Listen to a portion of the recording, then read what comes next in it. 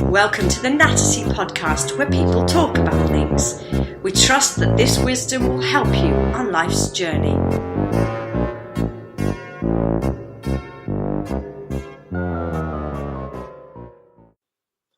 Well, welcome to the Nattersea podcast. I'm Jonny. And I'm Peter. And this is the first of our podcast of 2017. This is a special New Year edition. It's a special one. It's not an ordinary one. It's a special. So slightly differently this week, you might hear Peter sounds a little bit different. That's because Peter is actually Skyping in today. We're in different rooms in different parts of the country, but we're not going to let that stop us, are we? No. I mean, it's not like we've fallen out. We're not like Morecambe and Wise that don't like talk to each other for years, or the two Ronnies, or actually, I think both of those couples did actually get on. But we're not like a famous comedy double act that don't get on. In fact, we're not a famous comedy double act at all. No, maybe if we didn't get on, we'd be funnier. I don't think you'd be funnier if we didn't. In a way, you need me, don't you? You need me. Well, to sort of, I'm sort of the Gervais to your merchant, really. Yeah. Anyway, how do I sound? Do I sound reasonable on Skype, or Yeah, I think so. I think you're quite loud, quite strong. Yeah, you see, what I don't want the listeners to feel a bit dirty, like they're listening into a phone conversation. I mean, essentially they are. That is what is happening. Yeah. Well, I mean, I'd want to say to the listeners, Happy New Year, but have you got nothing better to do with your lives than listen to our private Skype conversation? Yeah, come on, guys, sort it out. It's aren't there things to do? Aren't there tweets to tweet? Yeah. Well, anyway, Christmas is over, Jonny. Yeah, it is. So, Jonny and I haven't actually seen each other, so I am legitimately asking you, how was your Christmas? Yeah, really nice, actually. Really nice time with the family. Went to see, I don't know if I've told you before, my granddad has alpacas. Went to see the alpacas. Can you just explain? I mean, obviously, I know exactly what an alpaca is. Okay. Exactly, but for the sake of the uninitiated and the people who haven't got a year-long subscription to a zoo, what is an alpaca? So it's like it's a South American animal, not dissimilar to a llama, but quite probably furrier than a llama and a bit smaller. Furrier than a llama, and how furry are llamas exactly? Or well, not quite as furry as an alpaca, really. Brilliant answer. Yeah. Brilliant. I mean, you should really consider going on a quiz show. And so your uncle, did you say he owns these creatures? My grandfather, yeah, he's got two alpacas, so I saw them. And do you need a license to run a zoo like this? Well, he's got horses already, so I imagine it's probably a similar license. I don't know, really. Now, is this where you got your fantastic ability to do an impression of a horse just by spending time up there? Yeah, that was pretty much it, really. From a young age, I learned to imitate the animals that my granddad had. So, do you think of yourself as a bit of a Dr. Dolittle, the ability to speak to the animals, or not really? No, I think... Because I don't know what I'm saying. I know I'm saying what they're saying, but I don't know what they're saying. Hang on, you're saying what they're saying. I'm definitely saying words in horse, but I don't know. I'm sure you should use the word definitely there. That's not a use of the word definitely that I would particularly endorse. Okay, well, I mean, I'm pretty sure that what I'm saying is something in the language of horse, but I just don't know what it is. Okay, so we've moved from definitely to pretty sure. Are you willing to climb down one more rung and admit you're just making noises in a field? Well, yeah, but that's what horses are doing as well. Like that doesn't stop it being horse. No, but what do you think horses are saying? I mean, to one another. I don't know really. Probably just talking about how hungry they are. If there's like. What do you mean you don't know? You're claiming to be fluent in horseology. No. I'm claiming to. And now you don't know what they're saying. I'm claiming to be able to say words in horse, but not know okay, what they so are. Whoa. Bro, maybe this is worth listening to. You are claiming to be able to say words in horse. Yeah, but I can't. But I don't know what they mean. It's like if a parrot's heard English, it doesn't know what it's saying. It's just repeating. Right. Have you got any other gifts like this where you can speak to animals? I mean, I was oblivious to this until this phone call. So, do you speak to other creatures at all? No, not really. Probably probably just horses, really. And do you feel you've got a strong relationship with the animal kingdom? See, I'm often concerned, especially the British, they love animals. Well, I guess lots of people do. But I'm not sure that animals are doing all the thinking that is attributed to them. So, for example, a badger. You don't see badgers these days, do you? No, not When's really. the last time you saw a badger? A couple of years ago, I'd imagine. Right. A couple of years ago. So let's imagine there's a badger running around the field, not 100 meters from where I'm sat. What do you think it's thinking? What do badgers think about? But if you were to ask, what do people think about? That's quite a general question as well. Like, all sorts of things. I guess that's right. But I just don't know whether there's a huge level of intellect going on in the toad. Okay. Or whether snails are particularly contemplating the meaning of life. I think they're just trying to maybe just get to the end of the pavement before they die. But can snails talk, though? I don't know. Well, I'm asking you. I mean, you seem fluent in this thing. So anyway, you went up and saw the alpacas. I mean, were you able to talk to them or not really? No, I've not. It takes time to, learn to communicate with anything, really. It takes time. It okay. does, yeah. Mm. So if I were to live with the alpacas for a couple of weeks or months, then over time I would pick it up. But at the moment, okay. Well, I also had a bit of a Christmas. Do you ever get that feeling Christmas is a little bit too hyped up, Jonny? Yeah, it's like there's a lot of sort of emphasis. There's a lot of build up towards it. Yeah, sometime around. It's normally about 4:20 on Christmas afternoon. I think to myself, do you know what? I ought to be having a bit more fun than this. Yeah, I mean, I think It part should of be a it bit more exciting somehow. Part of it is there's a 25-day build up, isn't there? There's advent calendars and things, and anything that's built up for 25 days. I mean, that's going to have to be really good, isn't it? Yeah, it is really. And then, because we had all the celebrity deaths, perhaps we shouldn't talk about that too much, but No. that kind of upset everyone, didn't it? And Princess Leia is no more, Jonny. I know that sort of came out of the blue, didn't it? That's very sad. Now, actually, mentioning that, I did go and see the latest Star Wars film. Okay. Rogue One, and would you believe it? But in this is Doncaster View Cinema, Jonny. Yeah. Would you believe it that in the foyer there were stormtroopers from the original film Okay.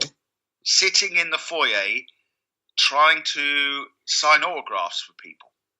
Right. Was it just people who turned up, rented the costumes, maybe? No.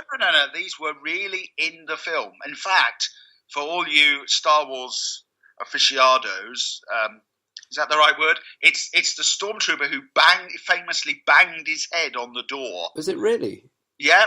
He banged his head on the door, and so he was explaining to me how all this happened. Okay. Of course, the problem I've got is, without wishing to cast aspersions on his good name, is he's in a mask, isn't he, really? Well, I was going to say, how would you know? Because I could say the same thing. I mean, obviously I wasn't born at that time, so it would be more difficult for me to say, but anyone of that sort of age could say that was them. Yeah, well, I mean, I said, actually, mate, it was me. Yeah. In fact, that's not true. I tell you what I actually said. I said to him, did you put in a claim? Okay. I mean, that is an accident at work, isn't it? It is. I mean, it seems like the Death Star as a whole is quite a treacherous place to work anyway, really. I mean, what risk assessments have been done over that thermal exhaust port? Not that many. No, and the fact that there's like a little hole in it that if you shoot something into it, blows the whole thing up. Yeah, well, it's a risky business being evil. Well, but it's been a frosty time, and which leads me on to something I want to ask you about. I've been going for walks, Jonny. I've decided the time has come for me to get really, really healthy and fit. Oh, good. Okay. For a short time. Yeah. And so I've been going out, but it's been so cold that I've been wearing this woolly hat. Okay. And this sort of scarf thing, and it has brought out comments on Facebook that I look a little bit like a ninja. Okay, all right. And it's led me to spend quite a bit of Christmas thinking about ninjas. Okay. And quite how they fit in, really, to the human race. I mean, do you know anyone who is actually a ninja? I don't know of them, but that doesn't mean they're not, because I guess ninjas famously are quite sneaky and stealthy, so they might not admit to it to me. What, you mean that you might know a ninja, but they're sneaky and stealthy, therefore you don't know that they're there? Is that what you're trying to say? Yeah, or I don't know that that's their job. Is it like a spy that you wouldn't tell even the closest people to you that you were a spy?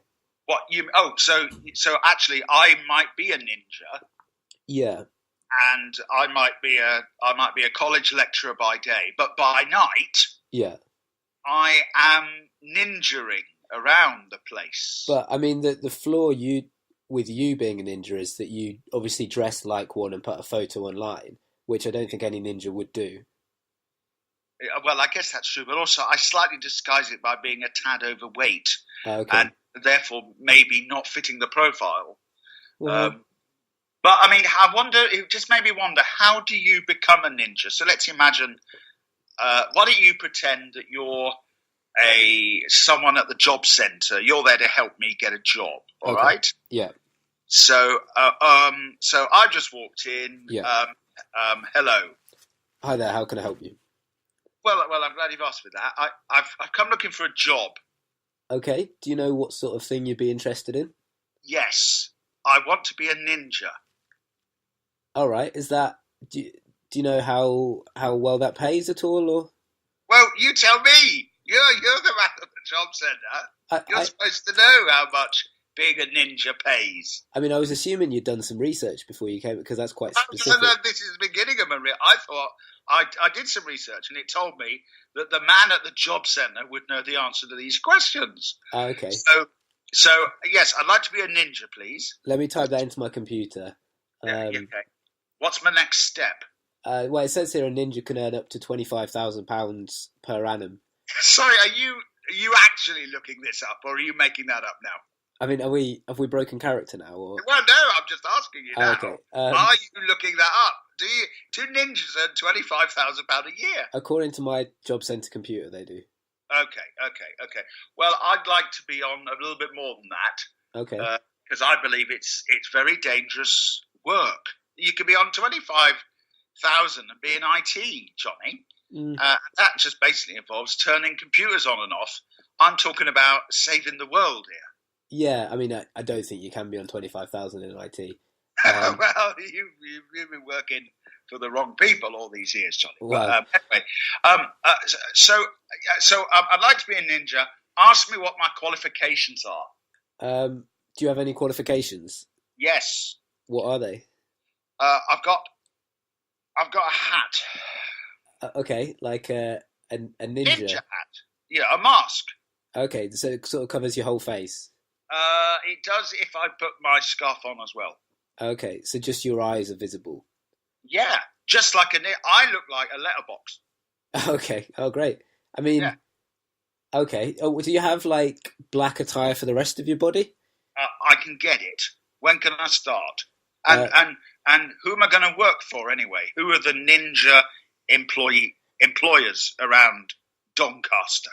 Well, I think you'd probably struggle around Doncaster. It's quite a location-specific career, I think, and quite a sort of century-specific. I'm not sure how much work there is now. Well, are you saying there's no work for ninjas in, say, Ranskill or Bawtry? Yeah, well, more that there's no work for ninjas in 2017. I think you'd probably be better off looking for a job a lot earlier. Well, what sort of job centre is this? You are suggesting I go through a time tunnel and go back in time? You have to be a bit flexible, I think. That's the... I mean, you know me, Johnny. Do you think I would suit the ninja life, or do you think it could be a bit of a stretch? I think it'll be a challenge, but I think you could rise to that challenge. Well, I'll try. What about you, Johnny? I've thought about being a ninja. Have you ever thought of a brand new career, something that would be amazing for you to do? Well, I did look into how much money there was in emulating animal noises, but there's not a lot of career advancement available particularly. Well, I tell you what. Why don't I play the job centre manager now, and we'll do a role reversal. Okay. Good morning. Hello. I'm looking for a job, please. Yeah. Can you? Anything in particular? Yeah. Well, I don't know exactly what the job would be, but I'm really good at doing noises like animals. Yeah. Yeah. I mean, to be honest, although I work at the job centre, I don't really want to be here myself. No. Okay. I mean, are you going to leave your job? Is your job available or? Well, I'm thinking of becoming a ninja. Okay. Well, I've got a hat, I've got a scarf, you and sound there's like an you're good to go. opening. There's an opening in Lincoln. Oh, great. Well, it sounds like you're good to go then. Yeah. Anyway, just before I go, what job was it you wanted? Well, I don't know. Just something involving my talent for, making animal noises. Right. And which animals can you do? Just horses at the moment. Right. And where did you learn this art? Well, I lived amongst them for a few months when I was young. Okay. Well, I tell you what. I'll make a horse noise, and you have to interpret what it means. No, sorry. I think you misunderstood me. I don't know what anything means. I can just make. No, I'm sorry. The only jobs I've got going are for people who know what these things mean. So, do you want the job or not? I'm prepared to put you to the test now. Well, I was going to say, yeah, let's try this, and we'll see if I get it. What did that mean? Was it I want to be a ninja? No, it was me coughing. I haven't done the noise yet. Hang on a minute.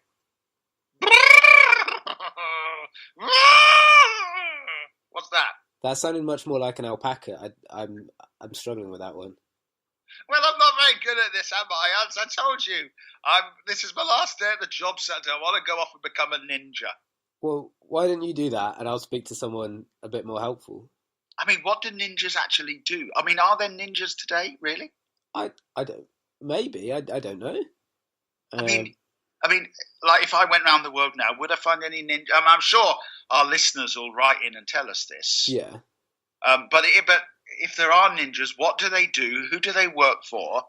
And do they really have to get because most of the ninjas I've seen in films, they just get beaten up all the time. They're not all that good, are they? Well, no, but I wonder if, because the thing with being a ninja is you're not seen, isn't it? You're sort of hidden. So maybe the ones that you can see on film are the rubbish ones. Right, okay. And they're normally not from Stoke-on-Trent as well, aren't they, really? Well, it's hard to tell because they do have the masks on. They could be. Yeah, I guess so. So anyway, back to the job centre. Well, I'm sorry, there aren't a lot of jobs going for. I mean, how did you see this employment working out? What useful role could being able to make horse noises without knowing what they mean actually? What benefit is that to anyone? Well, I thought about maybe like in pantomimes, you get horses. Yeah. If I could play like the front end of the horse, I'd be good at making the noise. It's seasonal work, Mr. Howard. Seasonal work. It's not really a long-term career, is it? No, that's true. I don't know what I do in the off season. Do you go to pantomimes, Johnny? Not for many years. No, but people do go, don't they? Yeah, because you get like a C-list, well, X-list celebrity.